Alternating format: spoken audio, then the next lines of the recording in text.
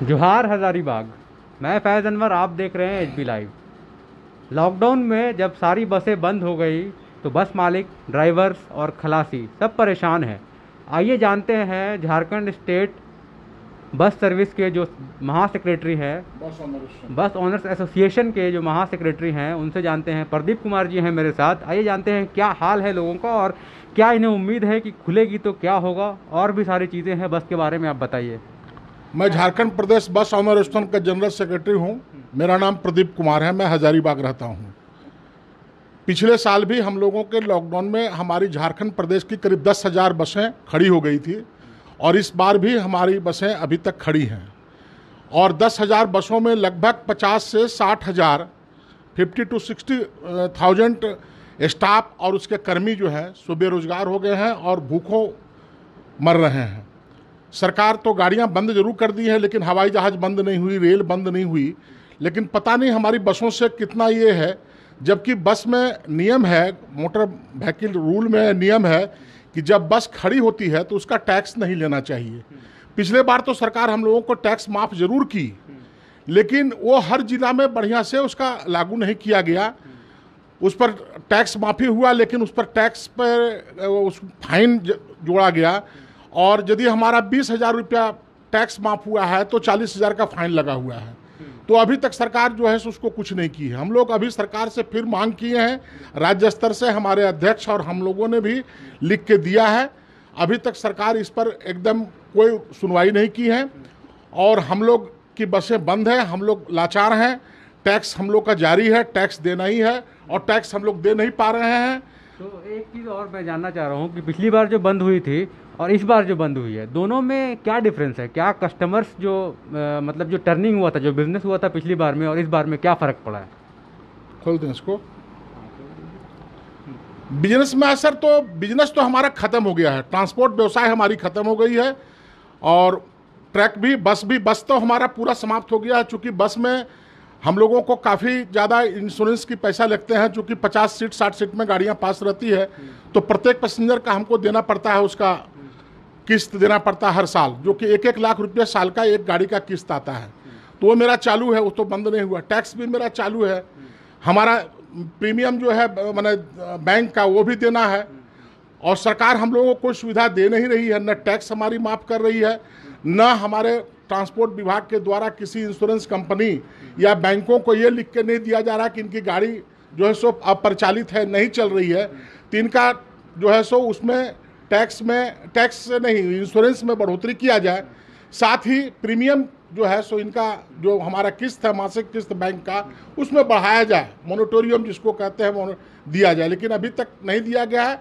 हम अभी आज भी उनको मेल किए हैं, रिमाइंडर किए हैं मुख्यमंत्री को, परिवहन सचिव को और परिवहन कमिश्नर को, ट्रांसपोर्ट कमिश्नर को, लेकिन अभी तक हम लोगों को कोई आश्वासन नहीं मिली है। हमारे सारे स्टाफ बैठे हुए हैं।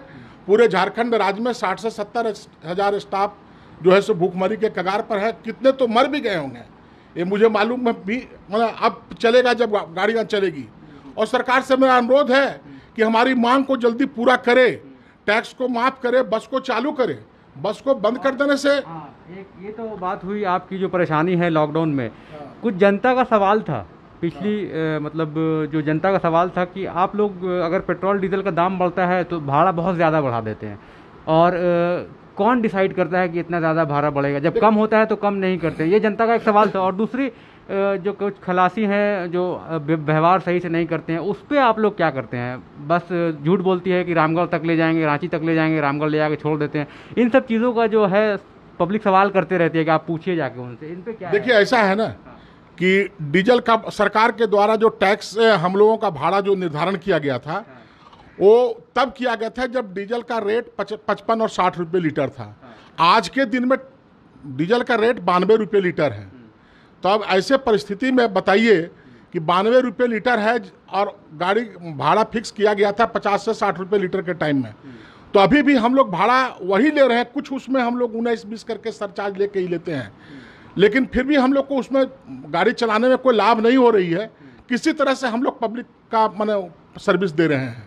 और जब तक अभी गाड़ी हम लोग की खुल भी जाएगी, जब सरकार भाड़ा का निर्धारण नहीं करेगा, तब गाड़ियां चलनी मुश्किल हो जाएगी, चूंकि अभी इसमें 1 महीने के लॉकडाउन में करीब 15 से 20 रुपये लीटर की बढ़ोतरी हुई है।